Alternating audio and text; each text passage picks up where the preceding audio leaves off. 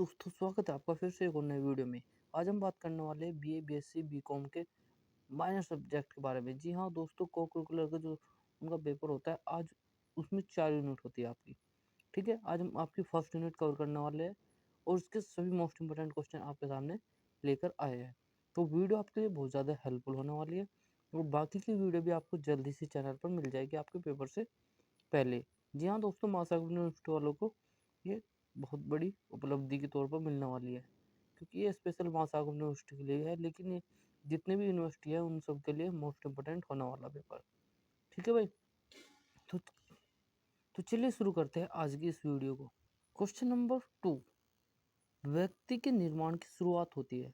जो व्यक्ति होता है यानी कि उसके जो निर्माण की शुरुआत होती है वो कहाँ से होती है भाई? तो मैं आपको बता दूं, जो व्यक्ति की निर्माण की शुरुआत होती है वो परिवार से होती है। भाई जब कोई बच्चा जन्म लेता है तो उसका शुरुआत कहाँ से होता है? परिवार से होता है।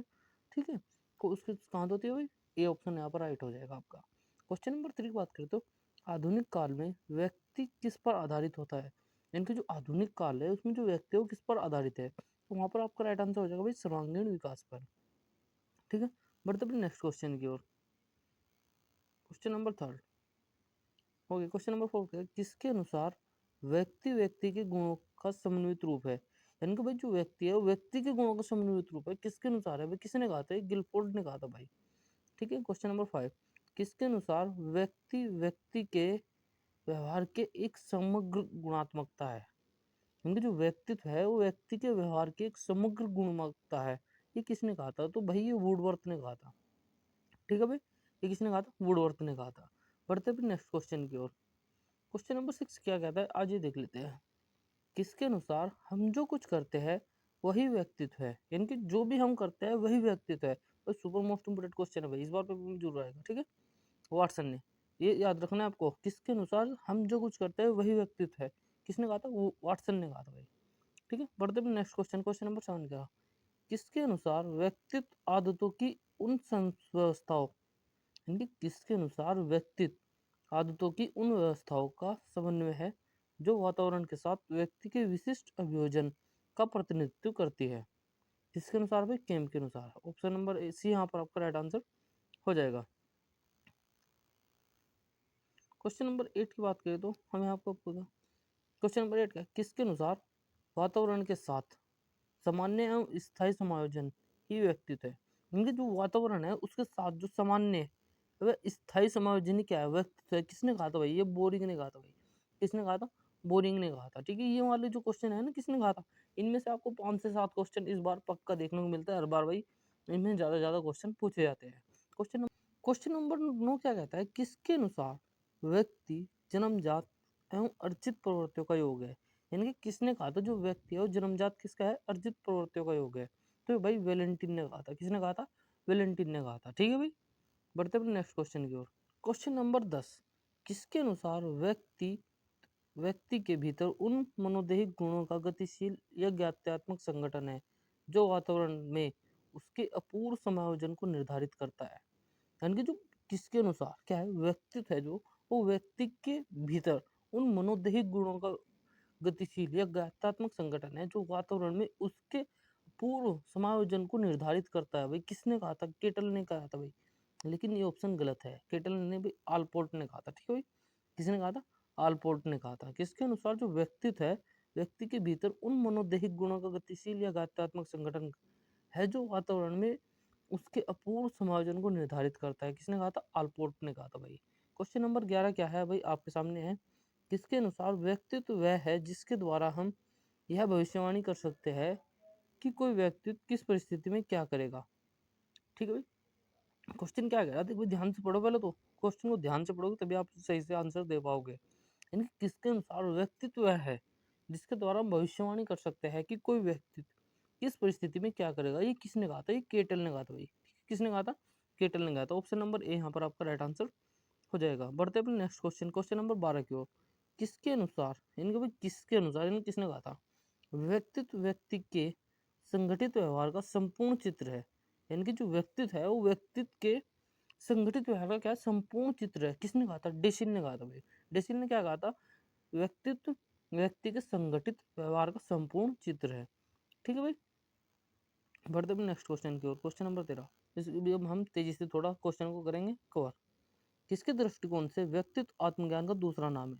और यह पूर्णता का प्रतीक है। इनकी जो व्यक्तित्व है वो आत्मज्ञान का दूसरा नाम है और यह पूर्णता का प्रतीक है। किसने कहा था भाई? दार्शनिक दृष्टिकोण है।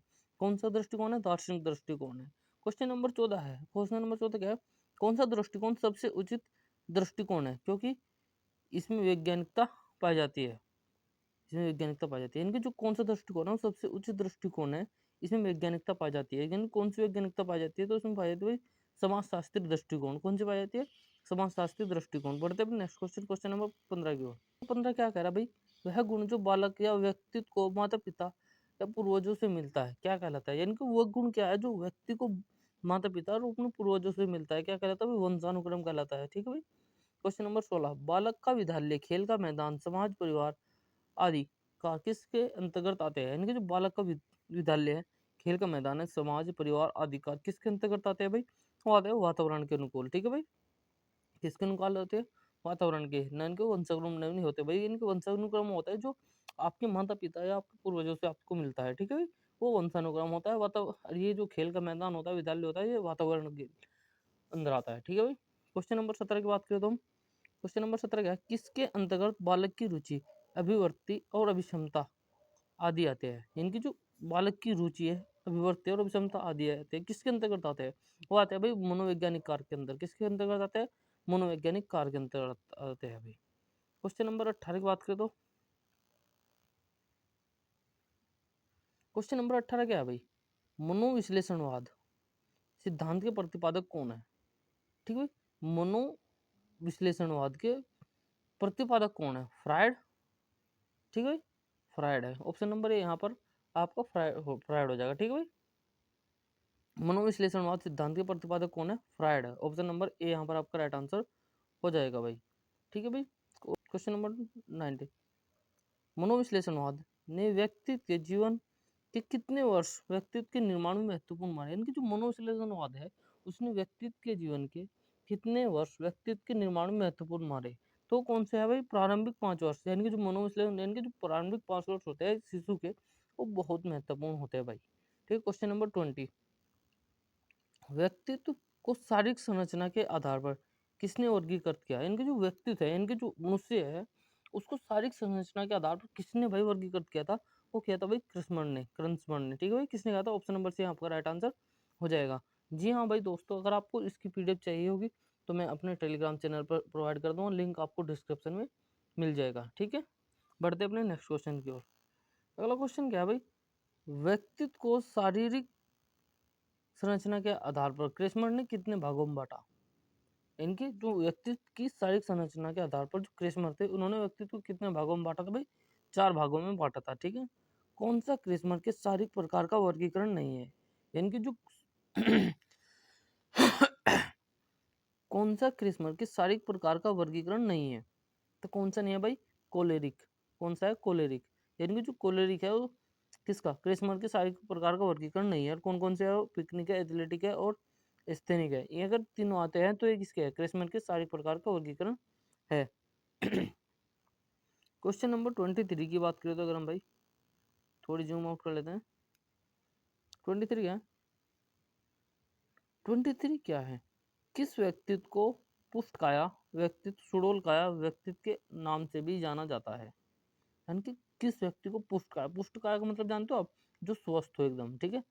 सुडोलकाया यानी कि जिसको फिट हो एकदम जाना जाता है, तो उसको जाना जाता है एथलेटिक प्रकार के। यानी कि जो एथलेटिक्स होते हैं भाई, आपने देखा होगा कि वो एकदम फिट होते हैं। ठीक है भाई।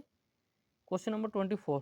किस व्यक्ति को साइक्लो साइक्लोआइड या गोलकाय व्यक्ति के नाम से भी जाना जाता है?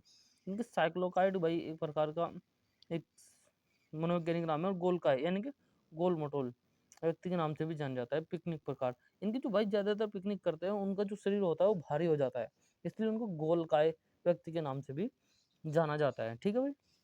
क्वेश्चन नंबर 25 क्या है? किस व्यक्ति को क्रस्काय सियो सिजोआइड लंबकाय व्यक्ति के नाम से भी जाना जाता है? तो भाई एस्थेनिक प्रकार के व्यक्ति को, जो एस्थेनिक प्रकार के व्यक्ति होते हैं उनको क्रस्काय, सिजोआइड और लंबकाय व्यक्ति के नाम से भी जाना जाता है। क्वेश्चन नंबर 26 की बात करेगा हम।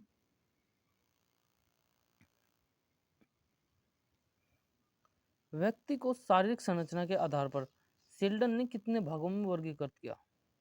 ठीक है भाई।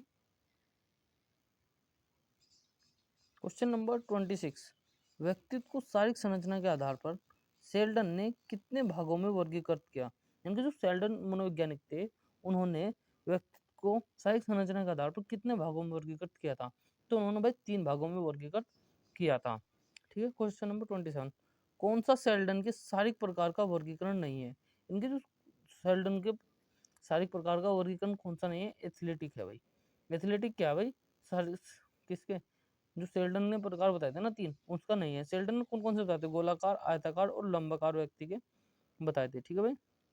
अगला क्वेश्चन बढ़ते हैं अपने क्वेश्चन नंबर 28 के आसपास। गोलाकार व्यक्तित्व को शेल्डन ने और क्या नाम दिया? यानी कि जो हमारे पास गोलाकार व्यक्ति है, उसको शेल्डन ने और क्या नाम दिया था? उसको जो शेल्डन ने नाम दिया था वो दिया था विस्रोटोनिया।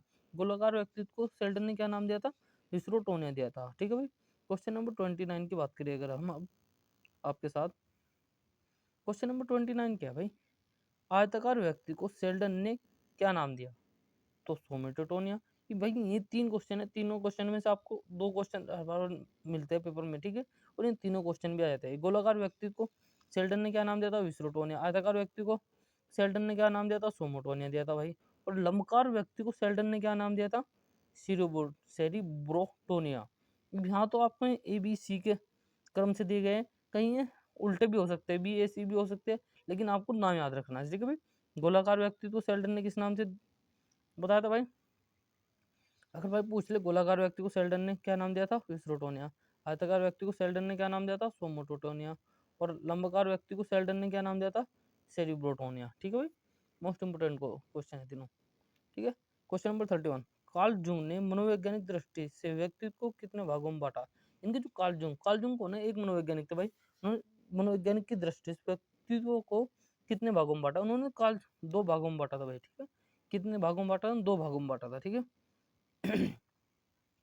क्वेश्चन नंबर 32, क्वेश्चन नंबर 32 क्या क्या रहा है? दो देख लेते हैं। अंतर्मुखी और बहिर्मुखी व्यक्तित्व का वर्गीकरण किसके द्वारा किया गया था? कार्ल जुंग ने जो 2 भागों में बांटे थे ना, वो यही थी, अंतर्मुखी और बहिर्मुखी। ठीक है। अंतर्मुखी और बहिर्मुखी व्यक्ति का वर्गीकरण किसने किया था? कार्ल जुंग ने किया था। ठीक है भाई। क्वेश्चन नंबर 33, व्यक्तित्व का समाजशास्त्रीय सिद्धांत किसके द्वारा दिया गया है? इनके जो व्यक्तित्व का जो समाजशास्त्रीय सिद्धांत है वो किसके द्वारा दिया गया था भाई? तो स्प्रिंगर के द्वारा दिया गया था। ठीक है भाई। ऑप्शन नंबर ए आपका राइट आंसर हो जाएगा यहाँ पर। बढ़ते अपने नेक्स्ट क्वेश्चन की ओर।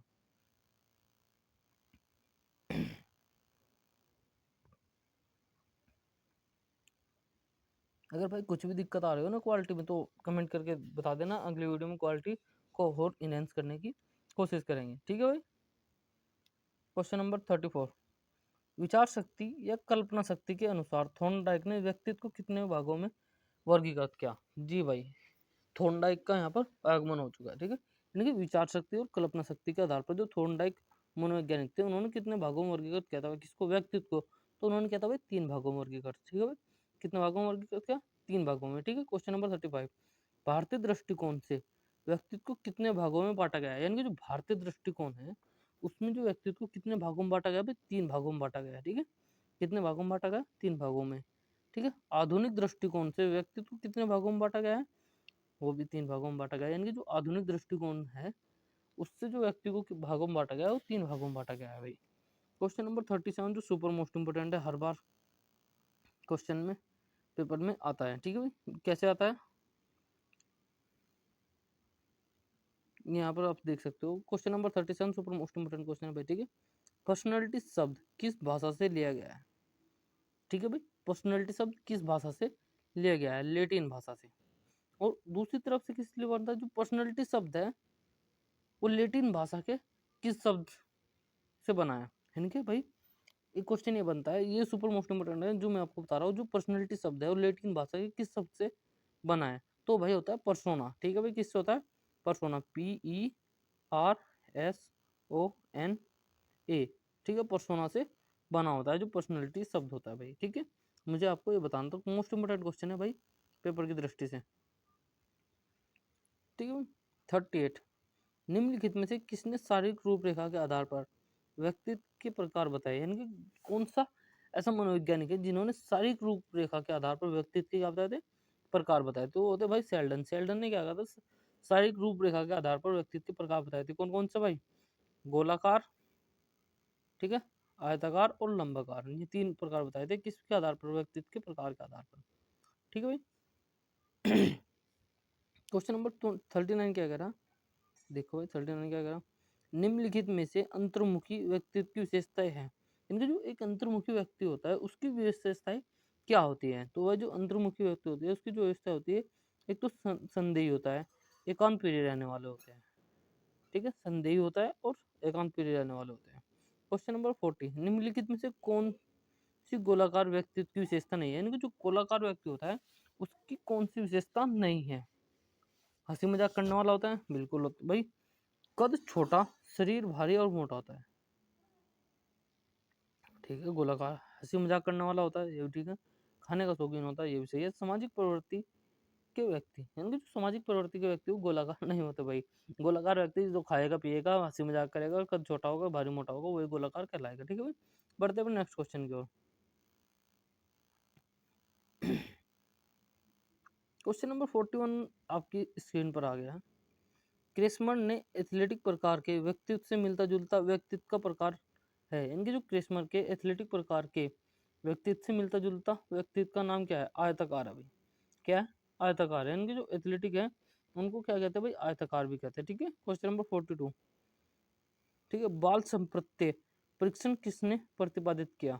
इनके जो बाल संप्रदाय परीक्षण था वो किसने प्रतिपादित किया, तो किसने कहा था, लियोपोल्ड बेलोक ने। किसने किया था, लियोपोल्ड बेलोक ने किया था। सुपर मोस्ट इंपोर्टेंट क्वेश्चन है भाई पेपर के पॉइंट ऑफ व्यू से। ठीक है, बाल संप्रत्य परीक्षण किसने प्रतिपादित किया था, लियोपोल्ड बेलोक ने। ठीक है, 43 क्वेश्चन की बात करें तो रक्षा तंत्र यानी कि डिफेंस मैकेनिज्म का उपयोग दो व्यक्तित्व संरचनाओं में से किस मानसिक संघर्ष को संभालने के लिए किया जाता है। जिनके भाई जो हमारे पास क्या डिफेंस मैकेनिज्म यानी कि रक्षा तंत्र का उपयोग दो व्यक्तित्व संरचनाओं में किस मानसिक संघर्ष को संभालने के लिए किया जाता है, तो किसको क्या जाता है भाई, इदम और प्राइम, यानी कि इदम क्या होता है, इड एंड सुपर इगो। ठीक है भाई, अगला क्वेश्चन की बात करें तो हम, सुपर मोस्ट इंपोर्टेंट क्वेश्चन है भाई। जो हरलोक है यानी कि 44 क्वेश्चन, हरलोक ने मानव विकास की कितनी अवस्थाएं बताई। सुपर मोस्ट इंपोर्टेंट क्वेश्चन भाई। हरलोक थे ना जो हरलोक मनोवैज्ञानिक, उन्होंने जो मानव विकास की अवस्था बताई थी वो कितनी बताई थी भाई, 8 बताई थी। कितनी बताई थी भाई, 8 अवस्थाएं बताई थी। किसने बताई थी, हरलोक ने। ठीक है भाई, कार्ल जुग ने अपने सिद्धांत में बताते हैं कि व्यक्तित्व निम्नलिखित आयाम होते हैं, इनके व्यक्तित्व के निम्नलिखित आयाम होते हैं। कौन कौन से होते हैं, व्यक्तित्व में तार्किक तथा तर्क शक्ति का समावेश होता है भाई, सही बात है। व्यक्तित्व सामान्य अर्थ में चीजों वस्तुओं की धारणा से संबंधित है, ये भी सही है। व्यक्ति मन की अचेतन आंतरिक धारणा पर आधारित होता है, ये भी सही है। इनको ऑप्शन डी यहाँ पर आपका राइट आंसर हो जाएगा भाई। बढ़ते अपने नेक्स्ट क्वेश्चन की ओर। क्वेश्चन नंबर 46 आपको क्या कह रहा है देख लेते हैं।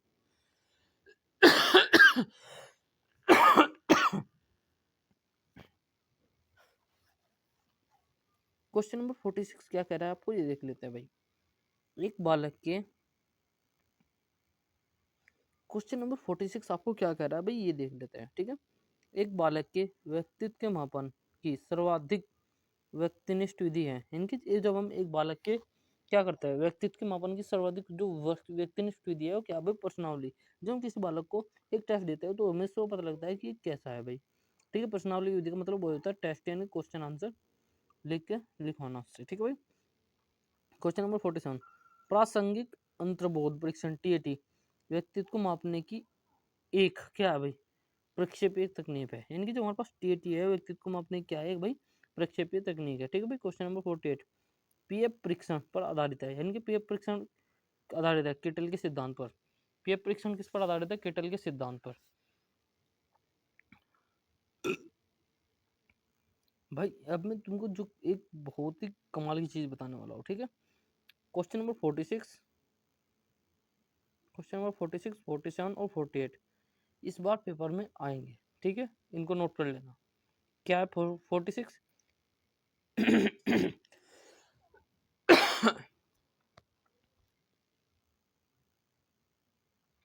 भाई मैं आपको एक कमाल की बात बताने वाला हूँ, उसको नोट कर लेना।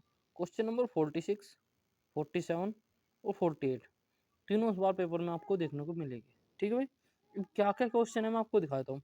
एक बालक के व्यक्तित्व मापन में सर्वाधिक व्यक्तिनिष्ठ विधि क्या है? क्योंकि जब हम एक बालक की जो मापन की सर्वाधिक व्यक्तिनिष्ठ विधि क्या है, वह भाई हमारे पास प्रश्नावली। क्या है भाई? प्रश्नावली है भाई। ठीक है, अगला क्या है हमारे पास? प्रासंगिक अंतर्बोध परीक्षण, टीएटी व्यक्तित्व को मापने की एक क्या है? प्रक्षेप्य तकनीक है। 16 पीए परीक्षण पर आधारित है किसका? केटल का सिद्धांत। यानी जो 16 पीए परीक्षण है किस पर आधारित है? केटल के सिद्धांत पर। क्वेश्चन नंबर 49, निम्नलिखित में कौन सा व्यक्तित्व का एक प्रक्षेपण परीक्षण है? यानी कि निम्नलिखित में कौन सा व्यक्तित्व का एक प्रक्षेपण परीक्षण है? तो कौन सा भी शब्द सहचर्य है? कौन सा भी शब्द सहचर्य है? क्वेश्चन नंबर 50, क्रेस्मर द्वारा व्यक्तित्व के कितने प्रकारों का उल्लेख किया गया है? इनके जो क्रेस्मर वैज्ञानिक थे उनके द्वारा व्यक्तित्व के कितने प्रकारों का उल्लेख किया गया है? 4 का। ठीक है भाई, निम्नलिखित में कौन सी रक्षात्मक युक्ति नहीं है? पहचान, क्षतिपूर्ति, युक्तिकरण, संगति। इनकी जो संगति है भाई हमारे पास वो क्या है? हमारे पास एक रक्षात्मक युक्ति नहीं है। ठीक है भाई,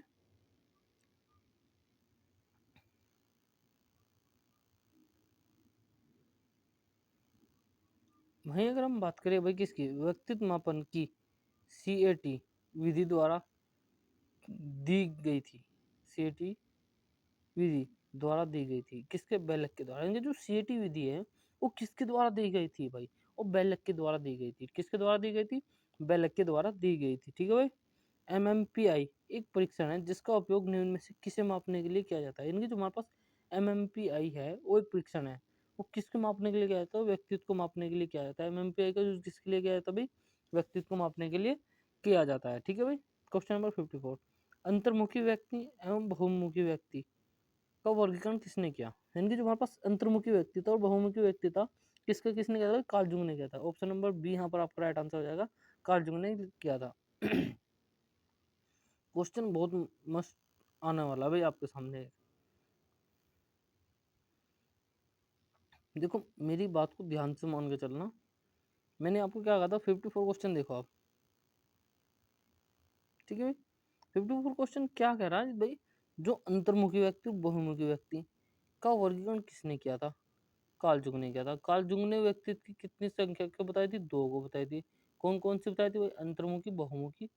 ठीक है, कितने क्वेश्चन बन गए? 3 क्वेश्चन बन गए। अगर आपको पता होगा तो आप इन तीनों क्वेश्चन का आंसर लगा के आ सकते हो, अगर नहीं पता होगा तो आपको एक भी क्वेश्चन नहीं कर पाओगे। अगला क्वेश्चन इससे भी मोस्ट इंपोर्टेंट है। देखो क्वेश्चन नंबर 55, क्या पर्सोना शब्द का सही अर्थ क्या है? इनके जो पर्सोना शब्द है उसको जो सही अर्थ है वो क्या है? मुखौटा। ठीक है भाई, मुखौटा, जिसको नकाब बोल देते हैं उसको बोलते हैं मुखौटा। ठीक है भाई, और जो पर्सोना शब्द है वो किससे बना है भाई? किससे लिया गया है? लेटिन भाषा से लिया गया है। जो हमारे पास पर्सोना शब्द है वो किससे लिया गया है? लेटिन भाषा से लिया गया है। ठीक है भाई, निम्नलिखित में से कौन सी व्यक्तित्व मापन की व्यक्तिनिष्ठ विधि है? इनकी निम्नलिखित में कौन सी व्यक्तित्व मापन की व्यक्तिनिष्ठ विधि है? तो है हमारे पास व्यक्ति इतिहास विधि। कौन सी है? व्यक्ति इतिहास विधि। ठीक है, 57 क्वेश्चन, केटल ने व्यक्तित्व के कितने शील गुणों की चर्चा की? यानी कि जो केटल था उन्होंने व्यक्तित्व के कितने शील गुणों की चर्चा की? 16। भाई यहाँ पर एक बात नोट करके चलनी होगी आपकी, ये क्वेश्चन जो 57 है ना, ये मेरे दिमाग में कभी खटक रहा है। केटल ने व्यक्तित्व के कितने गुणों की चर्चा की? ये भाई इसका जो आंसर है वो 16 है। अरे खटक क्यों रहा है भाई? ये पेपर में इस बार 100% आएगा, लिख के ले लो। ठीक है, अगर वीडियो अच्छी लगे तो वीडियो को लाइक करें और चैनल को सब्सक्राइब करें। और भाई प्ले लिस्ट में जितनी वीडियो होगी आपको सब मिल जाएगी। अगला पार्ट इसका जल्द आने वाला है जिसमें 50 क्वेश्चन आपके लिए और लेकर आएंगे इस यूनिट से। तो मिलते हैं नेक्स्ट वीडियो में, तब तक के लिए जय हिंद, जय भारत।